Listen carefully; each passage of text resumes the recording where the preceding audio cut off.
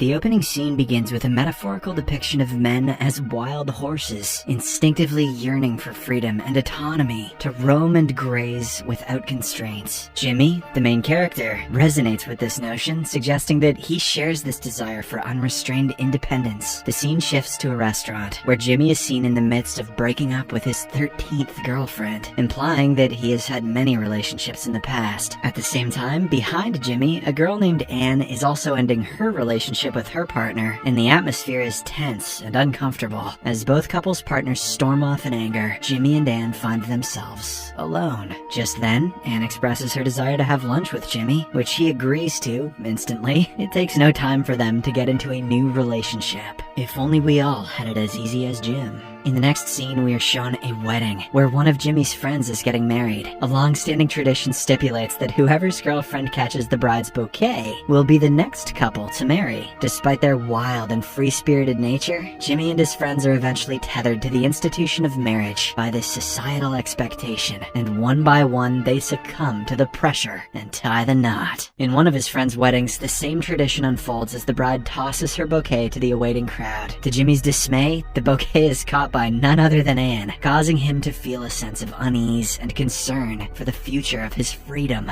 As he returns home, he sifts through old photos of his ex-girlfriends, all of whom have represented a certain degree of liberty and independence in his life. In the background, the sounds of thousands of horses running echoes,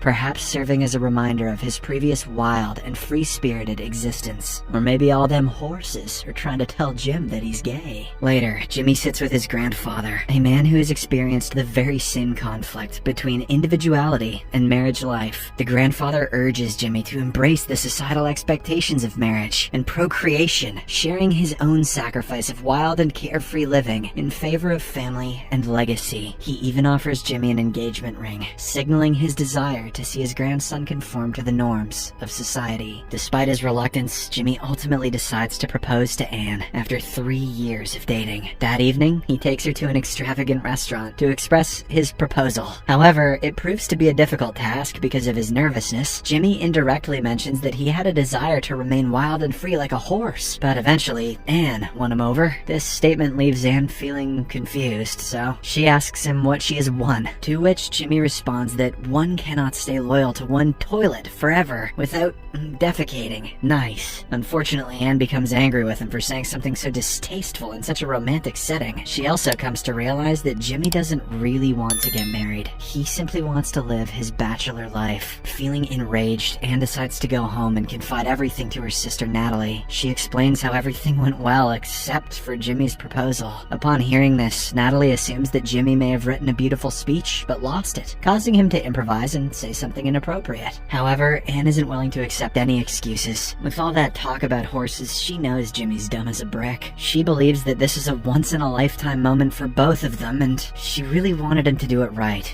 which he didn't.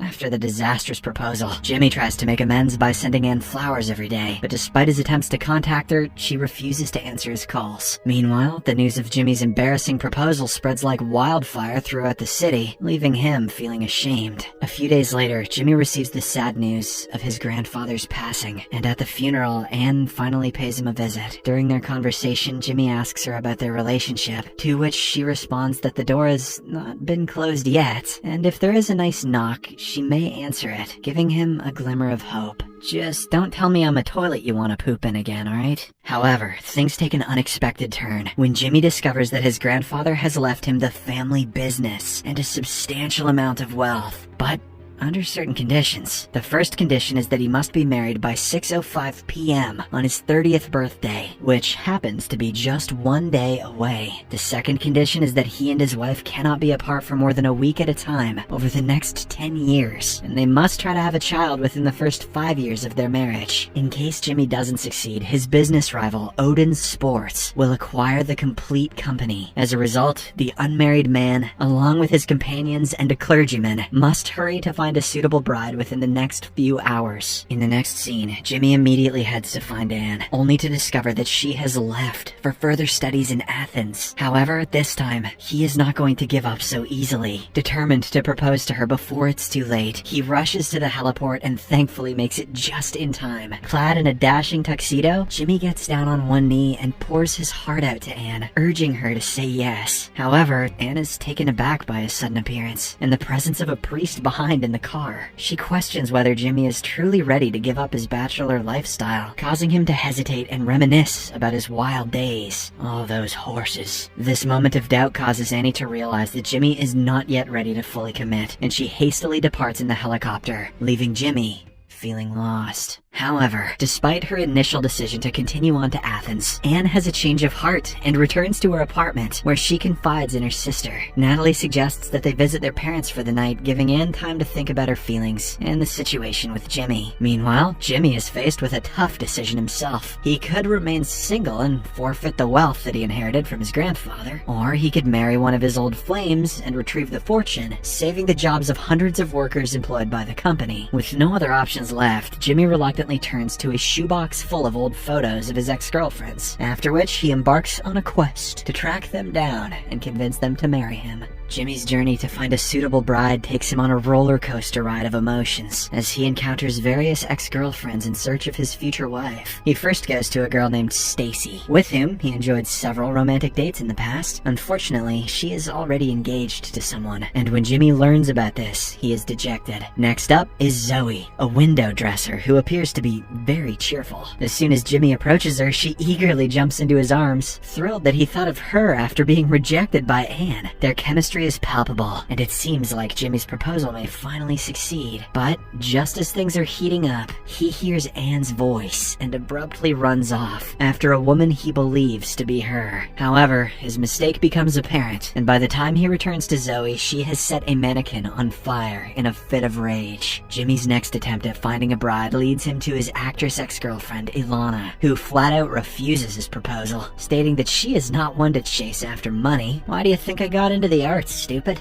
Feeling discouraged, but not defeated, Jimmy sets his sights on Carolyn, a graduate student who is fiercely independent and a feminist at heart. Despite her initial interest in Jimmy, she refuses to be used as a mere commodity to retrieve his grandfather's wealth, leaving him to ponder his next move. The day goes from bad to worse for Jimmy when his car breaks down, so he, along with his friend Marco and the weary priest, continue their search via local bus. On the flip side, Annie and her sister arrive at their parents' house and are greeted warmly. However, the visit does not seem to change their mood, because their parents' excessive displays of affection irritates them. While eating dinner, the mother excuses herself to go to the restroom, but the father calls out to her, saying he already misses her. "Oh, lovey-dovey." Liar. Unable to bear any more of their lovey-dovey moments, Anne and Natalie storm out of the house. Meanwhile, Jimmy proceeds to the police station to meet his next girlfriend, Daphne, who happens to be a police officer. Even though Daphne has to deal with criminals on a daily basis, she still manages to preserve her beauty. However, when she realizes that Jimmy is proposing to her solely for his inheritance, she confronts him and delivers a resounding Will Smith. Eventually, Jimmy's list of ex-girlfriends runs out, but he does manage to convince his final choice, an arrogant girl named Buckley who despises him a lot. Without delay, she is fitted with a bridal dress and prepared for the wedding. However, as the priest attempts to conduct the ceremony, Buckley gradually becomes aware of the other stipulations of the will. At first, she learns about the requirement to be together for 10 years, which she believes is doable as she can get half of Jimmy's wealth. However, when Buckley discovers that she must have a baby within 5 years, she is unable to bear the pressure and drives away. As everyone scrambles to convince the girl to come back, Jimmy realizes that he has only 17 hours left before the contract expires. In the morning, Jimmy and the priest are in a park surrounded by happy couples. The sight of the couples prompts the priest to share his own experience of having a successful marriage. He reveals that he was married for 26 years and had a large family with 4 sons and 10 grandchildren. "My family likes sex a whole lot," says the priest. He speaks fondly of his wife and how much he loved her. Even after her death, he still believes that getting married was the best decision he ever made. According to the priest, true happiness comes from being with someone who loves you and will grow old with you. Jimmy is moved by the priest's story, and he begins to see the importance of marriage. He realizes that he has been thinking about Anne constantly, and cannot stop himself from wanting to be with her. Afterwards, Jimmy, who has not slept all night, is asked to rest for a while in a church where Marco had promised to deliver a bride by that evening. Elsewhere, Anne misses Jimmy and decides to return to the city. She tries to reach him on the phone, but in vain. She then calls Marco and asks him to arrange a dinner with Jimmy. However, it's too late, because Marco has already published an ad in the newspaper announcing that whoever marries Jimmy before 6 p.m. can win $100 million.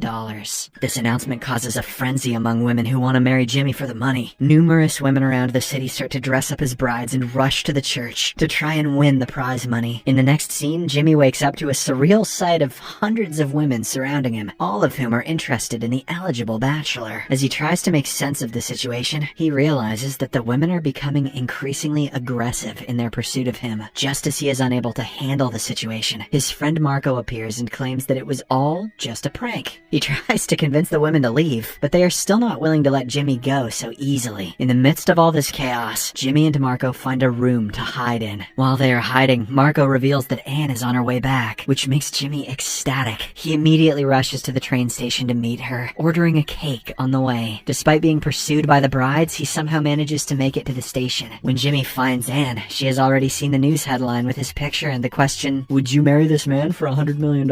Anne is understandably upset, but Jimmy finally confesses his true feelings for her. He tells her that she is the most precious gift and the most romantic story of his life. He truly wishes to be with her for the rest of their lives. Moved by his words, Anne finally agrees to marry him. As she heads to the restroom to change into a wedding dress, the rally of brides arrives there. After a wild chase through the city, Jimmy makes his way up a flight of stairs on a fire escape. He then calls out for Anne as the pack of brides closes in on him. Luckily, she is able to weave her way through the throng of women and reach Jimmy's side. From inside a police car, the priest officiates the wedding over a loudspeaker, which causes many of the brides to attack the car. But despite the chaos, Anne delivers a heartfelt message to the crowd about her relationship with Jimmy, which finally calms the other women down. Following this, the priest completes the ceremony by declaring Jimmy and Anne as husband and wife. The crowd, now delighted to witness the couple's union, cheers loudly for them. Jimmy and Anne make it just in time before the deadline of 6:05 p.m. to inherit the $100 million. Kinda shocked they didn't miss the deadline. It would have made for a more meaningful ending, I think. The movie ends as Anne tosses her bouquet into the teeming crowd below. Subscribe for more videos like this, turn on notifications, and leave a like to help the channel out. Thank you for watching.